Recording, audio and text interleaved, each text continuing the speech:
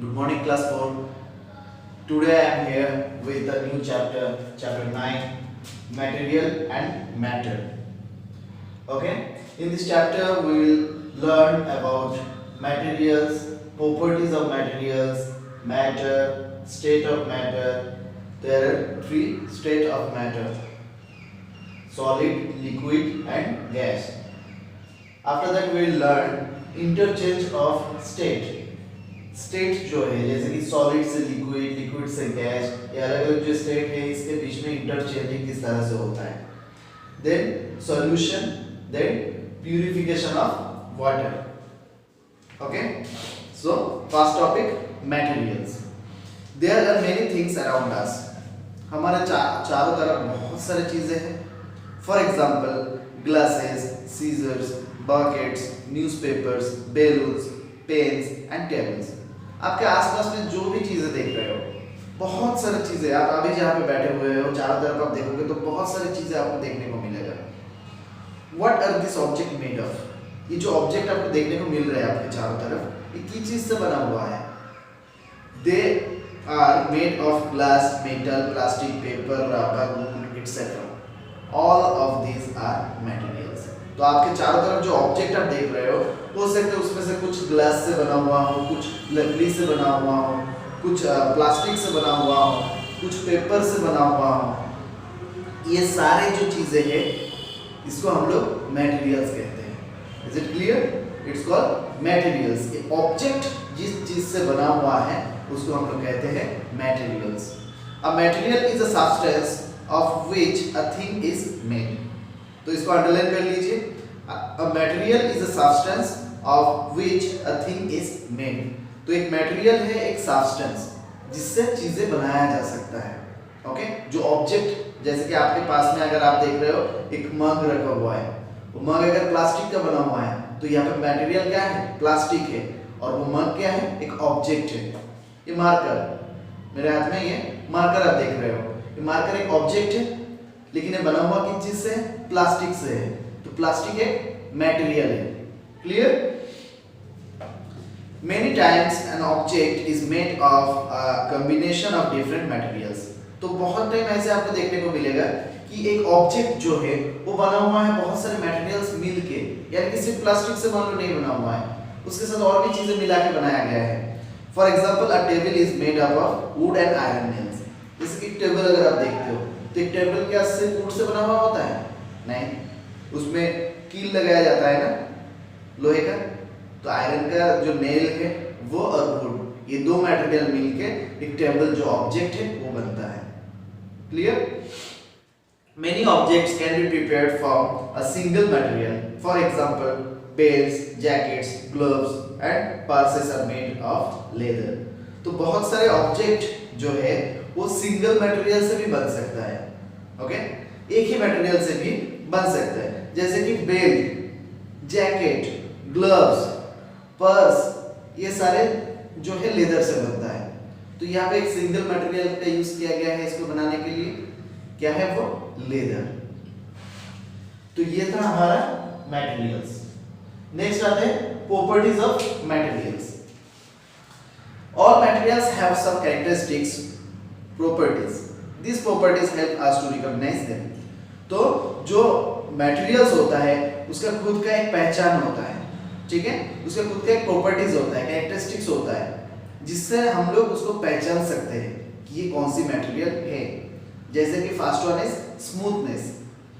Sand paper and ordinary brown paper look similar. Sand paper और ordinary जो brown paper है दोनों अगर आप देखोगे तो देखने में तो एक जैसा लगता है, but when we touch them we find the surface of the sandpaper coarse and the surface of brown paper smooth.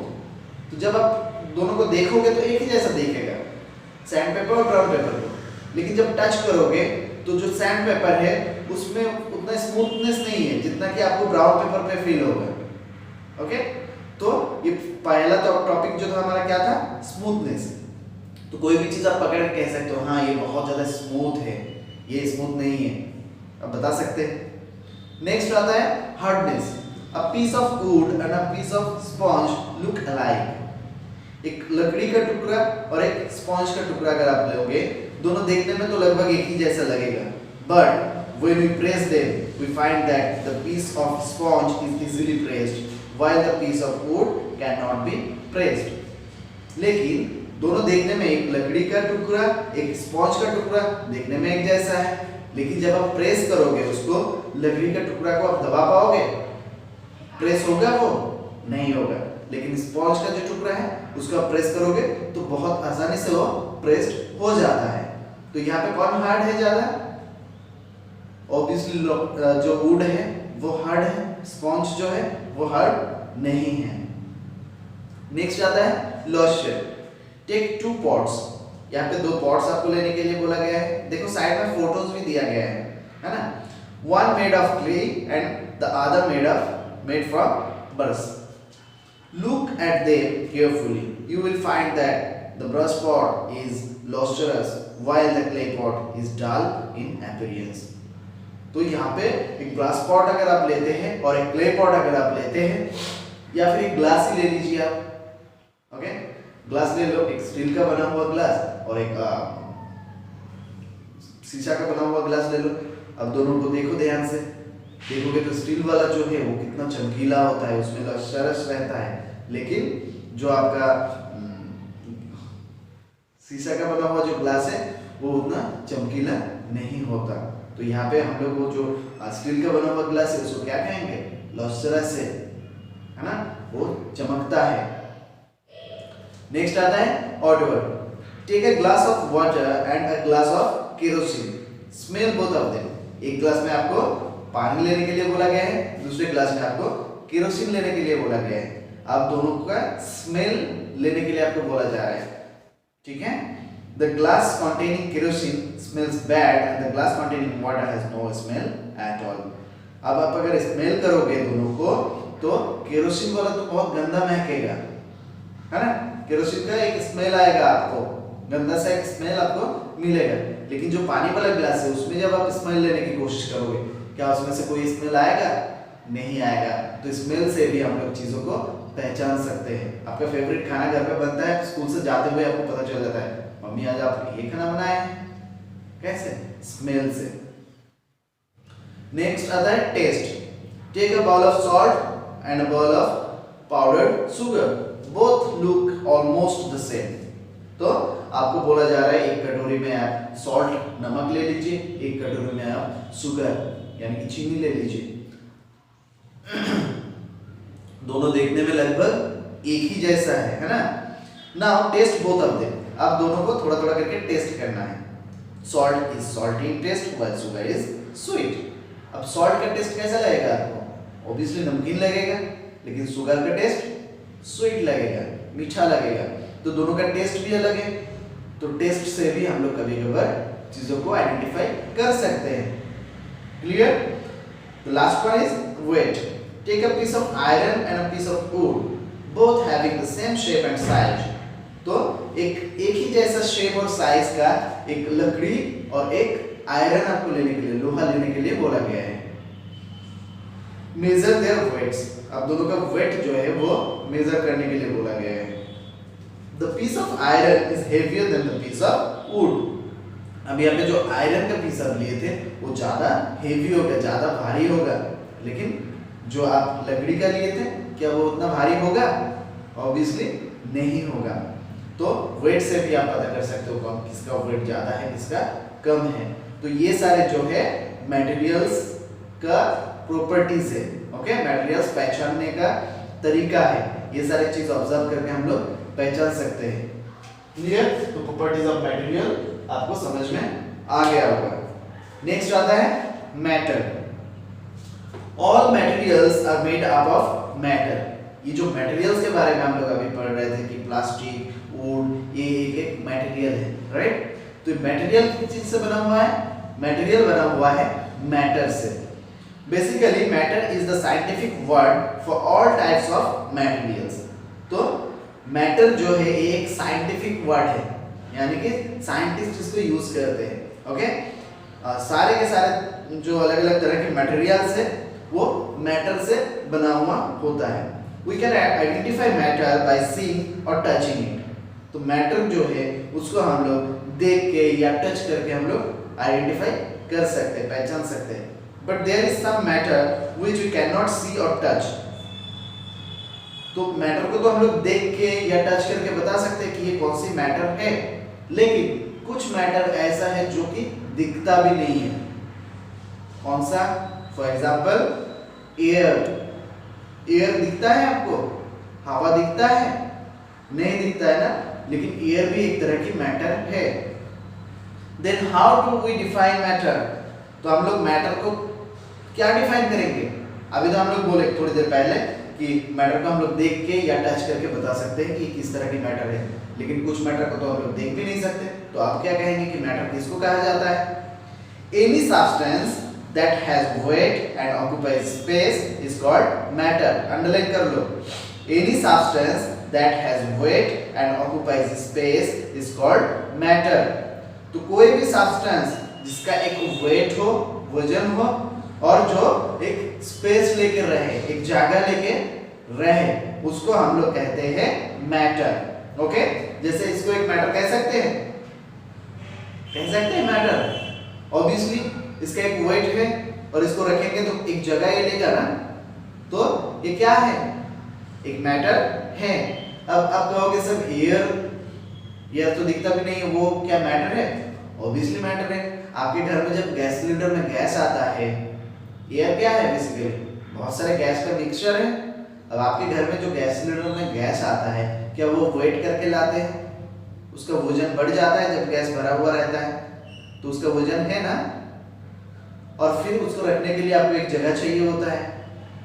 तो देखो ये इस पे भी क्या हो रहा है, एक तो उसका वजन भी है और दूसरा उसको रहने के लिए जगह भी चाहिए। अब ये जगह जो खाली है, क्या ये पूरा खाली है? नहीं, यहाँ पे एयर है, भरा हुआ है। तो इस जगह को कौन भर के रखा है? एयर। तो यहाँ का जो स्पेस है कौन ऑक्युपाई किया है? एयर। तो एयर भी एक तरह की मैटर है। एवरी सब्सटेंस अराउंड एज लिखा हुआ है, it should be us. Okay, इसको सही कर लीजिए, U S us. Every substance around us is matter. तो हमारे चारों तरफ जो भी सब्सटेंसेस है उसको हम लोग मैटर कहते हैं। In fact we are also made of matter. यहाँ तक कि हम लोग भी मैटर से ही बना हुआ है। Clear? Matter is made up of very tiny particles called molecules. देखो ये भी बहुत इंपॉर्टेंट है, अंडरलाइन कर लो। मैटर किस चीज से बना हुआ है? मैटर बहुत ही छोटा छोटा पार्टिकल से बना हुआ है, जिसको हम लोग मॉलिक्यूल्स कहते हैं। Okay, this molecules are further composed of atoms. और ये जो मॉलिक्यूल्स है ये और छोटा छोटा चीज से बना हुआ है, जिसका नाम है एटम्स। क्लियर? तो अभी क्या हमें समझ में आया कि एटम से सबसे छोटा, एटम्स से बनता है मॉलिक्यूल्स, मॉलिक्यूल से बनता है मैटर, मैटर से बनता है मटेरियल्स, मटेरियल से बनता है object. Clear? Thus an atom is the smallest particle which matter is made of. तो अभी हमें पता चल गया सबसे स्मॉलेस्ट पार्टिकल कौन सा है? एटम है। मैटर का सबसे स्मॉलेस्ट पार्टिकल एटम है, जिससे कि मैटर बना हुआ है। Two or more atoms join together to form a molecule.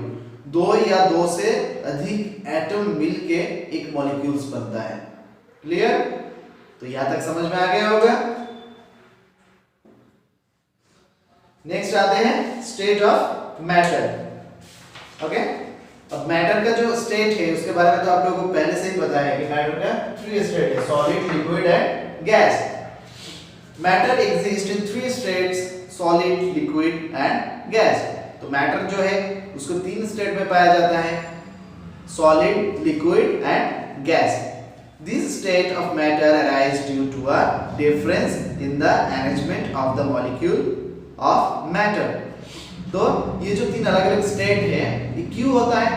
सारे मैटर तो एक ही जैसा हो सकता था, लेकिन नहीं होता है। क्यों? क्योंकि इसका जो मॉलिक्यूल्स है मैटर का वो अलग अलग अरेंजमेंट उसका होता है। अलग अलग अरेंजमेंट मीन्स जो सॉलिड सब्सटेंस होता है उसमें इसका मॉलिक्यूल्स बहुत करीब रहता है एक दूसरे का, लिक्विड में थोड़ा थोड़ा दूर में चला जाता है और गैसेस में पूरा दूरी पे चला जाता है। ठीक है, इसलिए तीनों अलग अलग स्टेट है। अब देखो और डीप में आप अभी देखोगे। नंबर 1 में है solid. Solid are substances in which molecules are packed very close to each other. These molecules can only vibrate, they cannot leave their position. Thus, solids have a fixed shape and size. तो जो solid है, जो solid substance है, इसका molecules क्या है कि एक दूसरे के बहुत ही करीब है। ठीक है, इसका मॉलिक्यूल्स मान लो ये दो मॉलिक्यूल्स है एक दूसरे के बहुत ही करीब है। ये एक चाहे तो वाइब्रेट कर सकता है, इस तरह से वाइब्रेट कर सकता है, लेकिन एक दूसरे की जगह छोड़ के मूव नहीं कर सकता। ठीक है, एक दूसरे की स्पेस छोड़ के जा नहीं सकता। तो इसलिए जो सॉलिड है उसका एक फिक्स्ड शेप होता है, उसका एक फिक्स्ड साइज होता है। सॉलिड हमेशा देखोगे कि उसका एक फिक्स्ड शेप होता है, एक फिक्स्ड साइज होता है। ओके, देन आता है liquid. Liquids are substances in which molecules are not very closely packed. तो लिक्विड में जो मॉलिक्यूल्स है वो बहुत क्लोजली नहीं रहता है, थोड़ा दूरी पे रहता है। ठीक है, पूरा क्लोजली कॉम्पैक्ट नहीं रहता है, थोड़ा सा दूरी पे रहता है। These molecules can move from one place to another. ये जो मॉलिक्यूल्स है ये चाहे तो मूव करके एक जगह से दूसरी जगह जा सकता है, but up to a certain distance only. लेकिन ये इसका जाने का भी एक दूरी तय है। ये चाहे तो पूरा दूरी नहीं जा सकता, पूरा दूर तक नहीं जा सकता। इसका ये तो मूव तो कर सकता है लेकिन ज्यादा दूर तक नहीं, एक सर्टेन एरिया तक। Okay, thus liquids have fixed volume but they have no fixed shape. तो इसलिए लिक्विड जो है उसका एक फिक्स्ड वॉल्यूम तो है लेकिन एक फिक्स्ड शेप नहीं है। पानी को आप जिस बर्तन में डालोगे देखोगे उसी शेप का वो हो जाता है, लेकिन इसको आप कहीं पे भी रखो, यहाँ पे रखो जो शेप है, यहाँ पे रखो वही शेप है, वहां पे रखो वही शेप है ना। लेकिन लिक्विड को आप जहां पे डालोगे उसी का शेप वो ले लेगा, उसका वॉल्यूम है, लेकिन शेप जो है वो पर्टिकुलर शेप नहीं होता है, फिक्स शेप नहीं होता है। Then the third one is gas. Gases are substances in which molecules are very loosely packed. अब गैसेस में क्या है, इस सब्सटेंस का जो मॉलिक्यूल्स है वो बहुत ही लूज रहता है। ठीक है, because of large space between them. इसका रीजन क्या है, दोनों के बीच में बहुत स्पेस रहता है, बहुत स्पेस रहता है। Molecules can move with very high speed, और ये जो मॉलिक्यूल्स है ये बहुत ही फास्ट मूव कर सकता है गैस का molecules, and can occupy the whole space of the container they are put in. और इसके साथ साथ गैस को आप अगर कोई भी कंटेनर पे रखो तो वो पूरा कंटेनर पे फैल जाता है। मान लो वो जो 14 लीटर वाला सिलेंडर आपके घर पे है, गैस सिलेंडर, उसमें अगर आप आधा लीटर भी गैस डाल दोगे तो पूरा सिलेंडर पे फैल जाता है। ये नहीं कि आधा लीटर मतलब एक कॉर्नर पे रह जाए, थोड़ा सा जगह लेके रह जाए, नहीं रहेगा वो इतना उसके बीच में मॉलिक्यूलर गैप रहता है, पूरा सिलेंडर पे वो फैल जाता है। ठीक है, thus gases have neither a fixed shape nor a fixed volume. इसलिए गैस का ना ही एक फिक्स्ड शेप है ना ही एक फिक्स्ड वॉल्यूम है। तो अभी क्या पता चला हमें, सॉलिड का फिक्स्ड शेप रहता है, फिक्स्ड साइज रहता है। सॉलिड का fixed shape and fixed size रहता है। ओके, अब लिक्विड का क्या होता है, लिक्विड का फिक्स्ड वॉल्यूम तो रहता है लेकिन फिक्स्ड शेप नहीं रहता, और गैस का ना ही फिक्स्ड शेप रहता है ना ही फिक्स्ड वॉल्यूम रहता है। क्लियर? तो ये था हमारा स्टेट ऑफ मैटर, और उसका जो 3 स्टेट है उसके बारे में भी जानकारी हमें मिल गया, राइट। तो अभी रह गया हमारा इंटरचेंज ऑफ स्टेट। ये जो स्टेट है, तीनों स्टेट, इसका इंटरचेंजिंग किस तरह से होता है, देन सॉल्यूशन के बारे में हम लोग जानेंगे, and after that purification of water. तो ये जो 3 टॉपिक है we will discuss in next class. Okay, so now let me know if you have any doubt. कहीं पे भी कोई डाउट है जहां तक पढ़ाई हुआ आज, तो आप लोग मुझसे पूछोगे। And your class work is you have to write down the hard words and its meaning, English to English meaning. Don't ask sir English to English और English to Hindi. आपको लिखना है English to English meaning। उसके बाद अगर आपको जरूरत होता है हिंदी मीनिंग का तो आप राइट साइड में ब्रैकेट में लिख सकते हैं। Okay, so students, for today bye, have a good day.